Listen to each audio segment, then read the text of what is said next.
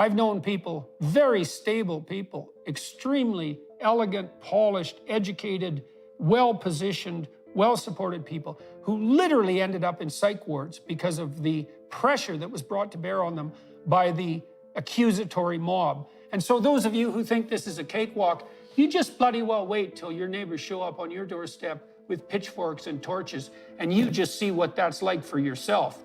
So you better watch yourself very carefully if you think that the people who are complaining about being mobbed are just complaining because they can't take it. Yeah. So. Well, that you also hear, hear about, I mean, that's a silly thing to think too.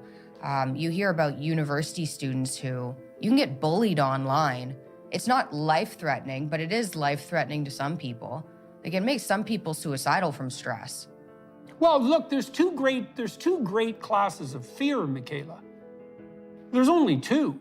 One of them is death and physiological and psychological disintegration.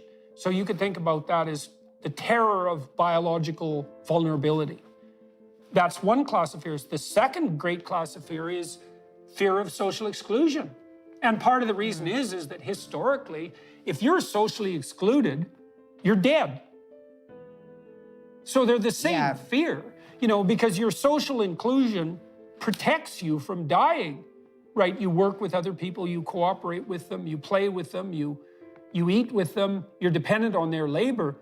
You're literally sustained in your life by your social desirability and your inclusion. And so if that's taken away from you, your reputation is sullied or shattered, people shun you, not only are you lonesome and isolated, but you're really in trouble. And your nervous system reacts to that as if it's a mortal threat, which it is. And so, you know, one of the problems with online culture and the culture of anonymity, you know, people have been pointing to this and saying, well, now are you sorry that you've gone after anonymous trolls? Because look at what happens if you're not anonymous. Is I think, no, I still think you people are cowardly and most of you are narcissists and you don't have the courage of your convictions. And the problem of anonymity is that the anonymous denouncers get the upper hand, and the research is clear on this. I just talked to Del Paulus this week, the developer of the idea of the dark triad and the dark tetrad, and there's a huge body of research that's emerging showing that online trolls, especially the anonymous types, are much more likely to be, this is fun, narcissistic. So that means they want social status. They believe they deserve social status and that they should get it without earning it. Machiavellian, which means they'll manipulate other people instrumentally to get what they want, independent of the consequences for that person. Wow. Psychopathic, which means they're predatory and parasitical. Parasitical meaning they're perfectly willing to use your work as means for their sustenance. And this is the new part of the dark tetrad, which has expanded it beyond the triad, sadistic. Lovely. Which means taking a positive delight in the evident suffering of others.